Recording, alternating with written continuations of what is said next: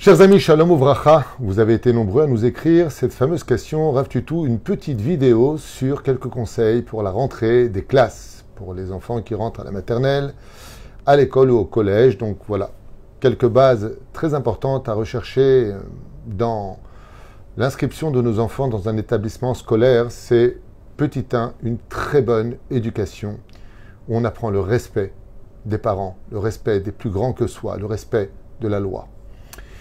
La deuxième chose, bien sûr, la valeur des enseignements, très importante pour lequel les matières vont faire évoluer l'enfant dans le monde de la connaissance, de l'amour, de la considération.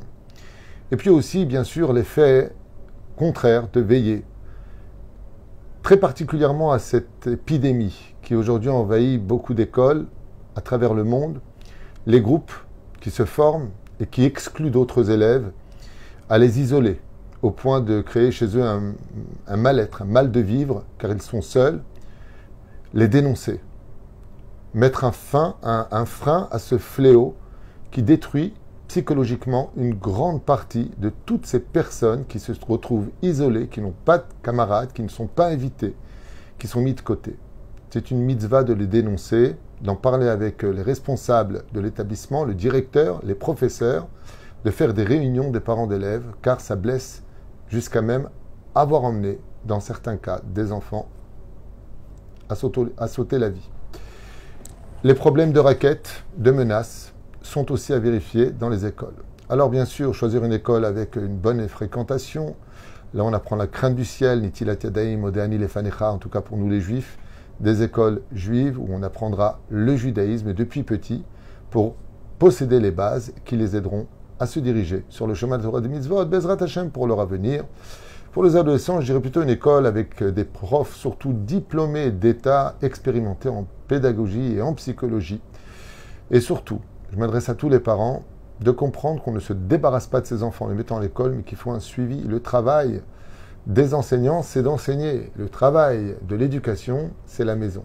C'est pour cela que les deux ensemble, quand ils sont jumelés, qu'il y a, Baruch Hashem, une parfaite coordination, complicité entre les parents et les professeurs, cela donne de très très bons élèves et de merveilleux enfants.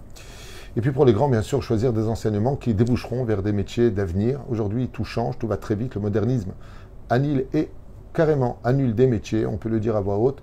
C'est pour cela qu'il est très important, certes, de choisir des études qui vont nous mener vers des métiers importants, mais aussi veiller à ce que les métiers que nous allons enseigner à nos enfants ne soient pas en contradiction avec le judaïsme, comme par exemple être avocat en Israël sur le domaine d'ivrei mamonot ou problème d'argent, problème même matrimonial, entre autres.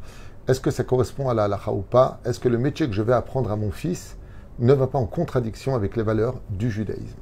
Donc voilà, c'était mes conseils, ils sont assez rapides par rapport à ce qu'on pourrait dire de façon générale, mais surtout je pense qu'il est très important, aujourd'hui plus que jamais, de faire aimer à nos enfants et leur faire réaliser l'importance d'apprendre un métier.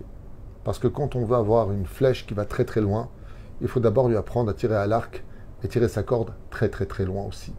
Ainsi donc, l'étude d'aujourd'hui donnera Bezrat Hashem l'avenir de demain. Kol Tov et Leitraot.